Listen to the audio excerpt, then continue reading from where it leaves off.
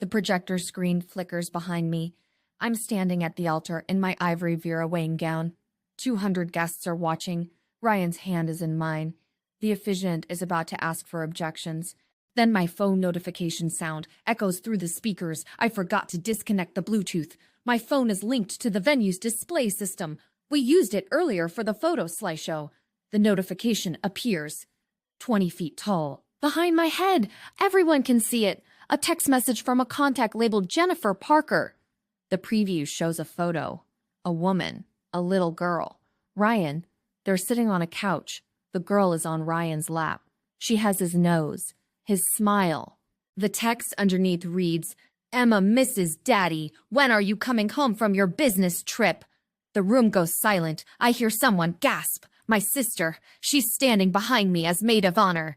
Ryan's face drains of color, pure white. Like he's seen a ghost. I turn to look at the screen. The message is still there, glowing, huge, impossible to miss. My mother stands up in the front row. Her hand covers a mouth.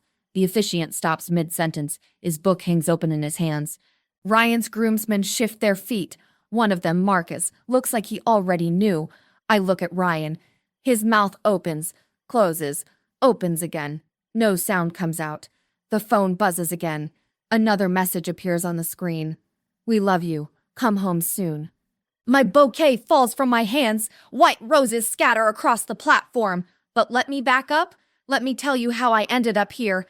At the altar, in front of everyone I know, marrying a man who was already married. 18 months ago, I met Ryan at a tech industry mixer in San Francisco.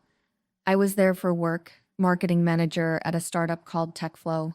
Ryan walked up with confidence. Smooth navy suit, perfect smile. "You look bored," he said. "Want to grab real food instead of these tiny appetizers?" We left within 10 minutes, ended up at a ramen place in Japantown, talked for 3 hours straight. He was an investment broker at Henderson and Associates. Impressive client list. He made good money, drove a Tesla, lived in a nice condo in Soma. We started dating immediately. He was charming, attentive, remembered small details about my day, sent flowers to my office, planned surprise weekend trips. My parents loved him. My dad is a surgeon. My mom runs her own real estate business. They're traditional. They wanted me to marry someone successful and stable. Ryan checked every box. 6 months in, he proposed, took me to Napa Valley, rented a hot air balloon, got down on one knee at sunrise. The ring was beautiful, 2-carat diamond, platinum band. I said yes without hesitation. Planning the wedding became my full-time hobby. I wanted everything perfect. Destination wedding in Maui.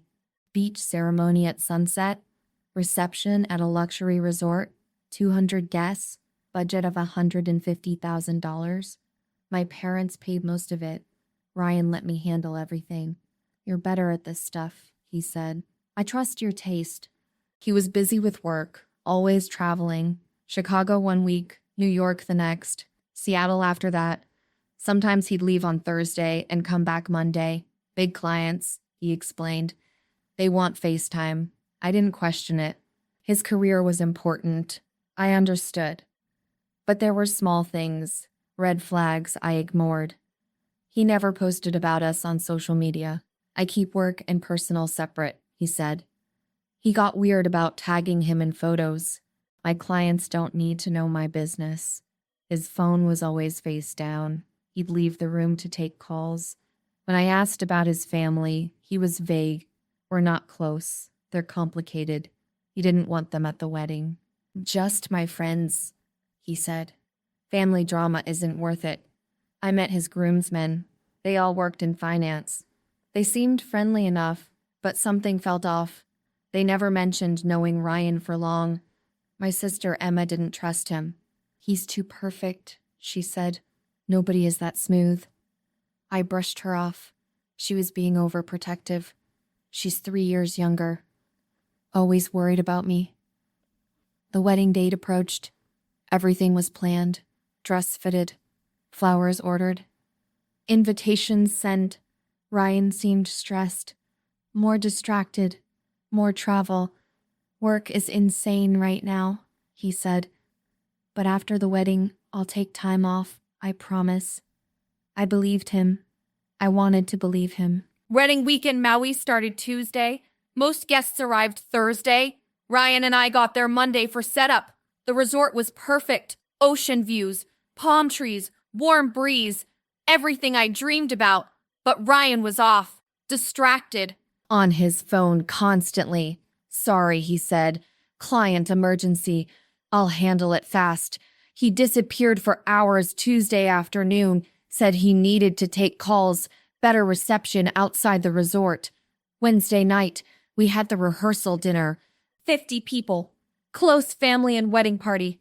Ryan's phone rang during speeches. He stepped outside, came back 20 minutes later, smiled like nothing happened. Everything okay? I asked. Yeah, just work. All good now. Thursday morning, I woke up alone.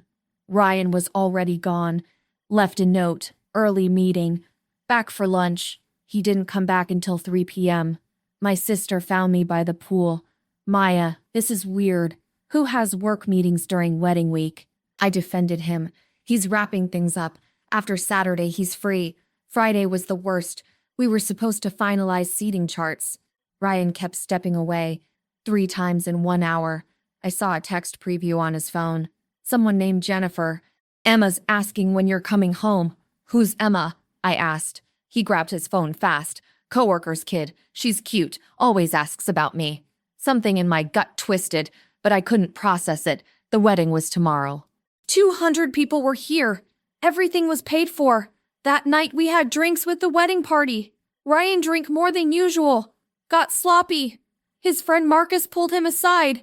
They argued quietly. I couldn't hear words, but Marcus looked angry. Ryan looked defensive. I asked Marcus about it later. Everything cool? Yeah, just guy stuff. Don't worry about it. But his face said otherwise. I couldn't sleep that night. Something felt wrong. Really wrong. I grabbed Ryan's laptop. He left it open. His email was up. I shouldn't have looked. But I did. There were emails from Jennifer Parker. Dozens. Going back years. Can't wait until you're home. Emma misses you. The mortgage is due. Can you send money? I don't understand why you need to travel so much for work. My hands shook. My vision blurred. I closed the laptop. Shoved it away. It couldn't mean what I thought. Maybe she was an ex. Maybe Emma was a niece. But the mortgage comment, the come home language, the years of emails, I told myself I was being paranoid, wedding stress, cold feet, normal anxiety. I didn't sleep. I stared at the ceiling until sunrise. Saturday. Wedding day. I woke up numb. Going through motions. Hair and makeup started at 8 a.m. Bridesmaids gathered in my suite. Everyone was excited. Champagne, music, laughter. I smiled, nodded, pretended everything was fine. My sister watched me carefully. You okay? Just nervous, I said. The dress fit perfectly. My mom cried when she saw me. You're beautiful, Maya. Photography started at noon. Beach photos, bridal party, family portraits. Ryan looked handsome. Gray tuxedo, white rose boutonniere, perfect hair. He kissed my cheek. You're stunning. I'm the luckiest man alive. I wanted to believe him. I tried. The ceremony started at 5 p.m. Golden hour, sunset lighting, ocean behind us. White chairs in rows, 200 faces watching. I walked down the aisle with my father. Ryan stood at the altar, smiling, confident. My sister stood behind me. Ryan's groomsmen lined up opposite. Dearly beloved, we are gathered here today. Everything felt surreal, like watching myself from outside my body. Ryan held my hands, looked into my eyes, said his vows.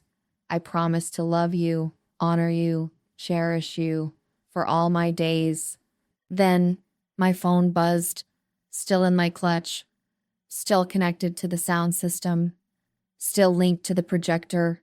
The notification sound echoed through speakers, loud, clear, unmistakable.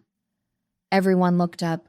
The screen behind me lit up. My phone display, magnified, visible to everyone. The message from Jennifer Parker with the photo. Ryan, the woman, the little girl on his lap. Emma misses Daddy. When are you coming home from your business trip? Time stopped. The world went silent. I saw faces in the crowd. Shock, confusion, horror. My mother stood. My father's face turned red. Ryan's hand tightened on mine. Maya, I can explain. Explain what? My voice cracked. Explain who Emma is? Who Jennifer is? Another message popped up. The screen refreshed. We love you. Come home soon. A guest in the back shouted, "Oh my God." Marcus, the groomsman, stepped forward. Ryan, what the hell? Ryan let go of my hands, backed up. It's not what it looks like. You're married. My sister's voice cut through the chaos. She was looking at her phone, searching frantically. You're already married. Ryan Parker, married to Jennifer Parker, Seattle, 5 years ago. She turned her phone around, showed the screen, a marriage certificate, public record. Right there, the crowd erupted, voices overlapping, people standing, phones out. My legs gave out. I dropped to my knees. The dress pulled around me. My father rushed forward, grabbed Ryan by the collar. You son of a... Security intervened. Separated them.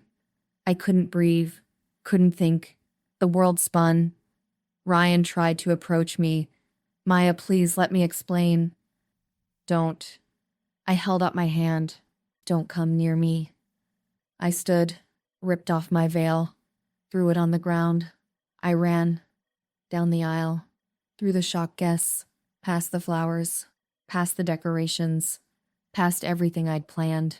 My sister chased after me. Maya, wait. I didn't stop. I ran until I reached my hotel room, locked the door, collapsed on the floor. I stayed in my room for 3 hours, crying, shaking, destroying my makeup. My sister Emma sat with me, held me, let me break down completely. We're going to fix this, she said. We're going to make him pay. Around 8 p.m., my phone rang. Unknown number. I almost didn't answer. Hello, is this Maya Chen? A woman's voice, nervous. This is Jennifer Parker. My stomach dropped. How did you get this number? Your sister found me on social media. She told me what happened. Silence, heavy and painful. I didn't know, Jennifer said. I swear I didn't know about you. How long have you been married? 5 years. We have a daughter, Emma. She's 3. I closed my eyes. He told me he travels for work. He told me the same thing. Her voice broke. He said he has a big territory, Seattle, San Francisco, Chicago. I believed him. Does he live with you? Part-time. He's gone more than he's home, but he sends money, pays our mortgage. I thought he was just dedicated to his career.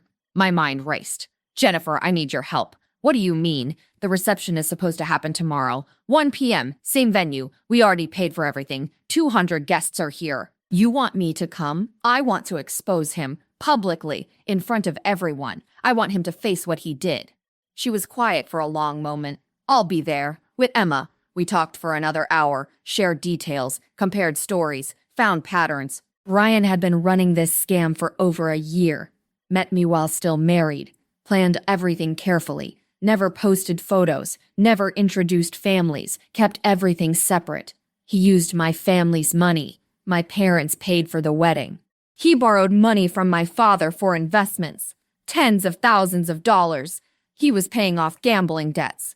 Marcus knew. That's why they argued. Jennifer had proof. Text messages, photos, financial records. My sister contacted our family lawyer. We built a case. Fraud, bigamy, theft. By midnight, we had a plan. Sunday morning, I got dressed. Not in my wedding dress. In a simple black dress. Professional. Strong. I called the resort coordinator. The reception is still happening, but there's been a change. Is everything okay? No, but it will be. I had the AV team set up a different presentation, not our engagement photos, something else. My parents wanted to cancel everything. Send everyone home, eat the costs. No, I said, Everyone is already here. They deserve to know the truth. My father was furious, ready to kill Ryan. My mother was devastated, humiliated. Let me handle this, I told them, my way. Sunday, 1 p.m., the reception venue. Most guests came, some out of curiosity, some out of support, some because they'd already paid for flights. The room was decorated, white and gold, elegant, beautiful, mocking. Ryan showed up. He had the audacity to show up. He tried to approach me. Security stopped him. Maya, please, we need to talk. In private. No, we're going to talk right here, in front of everyone. His face paled. Don't do this. Sit down, Ryan. You're going to want to sit down. He hesitated, looked around, saw 200 faces watching, sat at a table in the front. I walked to the microphone. My hands shook, but my voice was steady. Thank you all for being here. I know yesterday was unexpected. Nervous laughter rippled through the crowd. I want to tell you the truth. About Ryan. About our relationship. About why there will be no wedding. Ryan stood.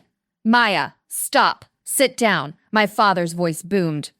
He moved behind Ryan, hands on his shoulders, pushed him back down. I nodded to the AV team. The screens lit up. Photos appeared. Ryan and Jennifer. Their wedding. 5 years ago. Smiling. Happy. This is Jennifer Parker, I said. Ryan's wife. His legal wife. They've been married for 5 years. Gasps. Murmurs. Phones out immediately. More photos. Jennifer pregnant. A baby. A toddler. This is Emma. Their daughter. 3 years old. Ryan's head dropped. His groomsmen stared at him. Shocked. Ryan met me 18 months ago while married. He proposed, planned a wedding, took money from my family, all while maintaining his other life. The screens changed. Text messages, emails, flight records, hotel receipts. He told Jennifer he traveled for work. He told me the same thing. He played us both. The doors opened. Jennifer walked in, holding Emma's hand. The little girl wore a pink dress. The room went silent. Dead silent. Jennifer walked to the front. Stood beside me. I'm Jennifer, she said into the microphone. Her voice shook. I didn't know about Maya. I'm so sorry. Emma looked confused. Mon, why is everyone looking at us? Ryan stood, tried to leave. My father blocked him. My uncle blocked the other side. You're not going anywhere, my father said. Jennifer turned to Ryan. You told me you were at a conference this weekend. In Chicago. Jennifer, please, Ryan's voice cracked. You married her. You were going to commit bigamy. It's not. I can explain. Explain what? That you're a liar? A fraud? My sister stood up from her table. Should we talk about the money? The $70,000 you borrowed from Maya's father? For investments? Ryan's face went white. I was going to pay it back. With what money? Emma, my sister, not the child, held up documents. You have gambling debts. $50,000. 3 different casinos. 2 credit cards maxed out. Marcus, the groomsman, stood. I told you to come clean. I told you this would blow up. You knew? Another groomsman stared at him. I found out 2 months ago. I told him to call it off. He wouldn't listen. Police officers entered through the side door. I'd called them that morning. Ryan Parker, one officer said. Ryan's legs buckled. No, wait. You're under arrest for bigamy and fraud. They read him his rights, put handcuffs on. Right there. In front of everyone. Emma, the child, started crying. Daddy, Jennifer picked her up. It's okay, baby. Daddy made some mistakes. Ryan looked at me as they led him away. Maya, I'm sorry. I'm so sorry. I didn't respond. I just watched him go. The reception turned into something else. Not a celebration. More like a wake. My parents held court at their table, accepting sympathy, promising legal action. Jennifer and I sat together, comparing notes, building our cases. She filed for divorce that week. Little Emma played with my flower girl's toys, oblivious to the adult disaster around her. What are you going to do? Jennifer asked me. Sue him, recover what I can, move forward. After, long term. I don't know. Heal, I guess. Figure out who I am without him. She nodded. Same. The guests filed out slowly. Some hugged me, some apologized, like they were responsible. My best friend Sarah squeezed my hand. You're the strongest person I know. I didn't feel strong. I felt shattered, but I smiled anyway. The venue cleared by 6 p.m., just family left.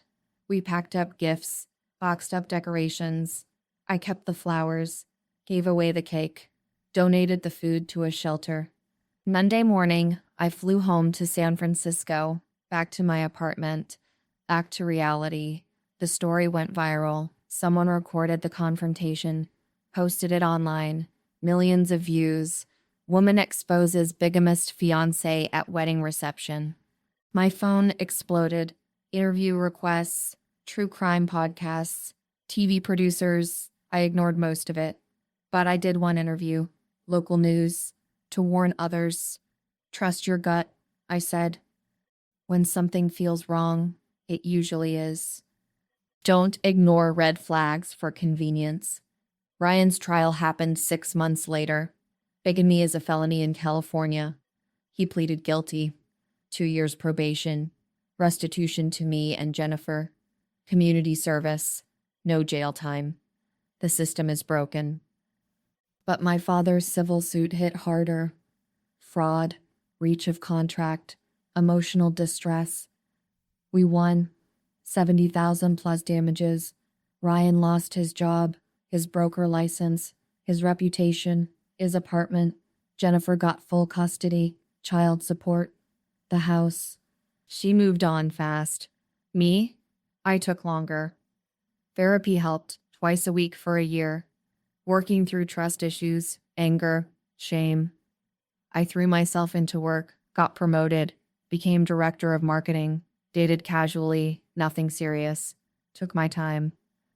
3 years later, I met David, a teacher, kind, honest, patient, the opposite of Ryan.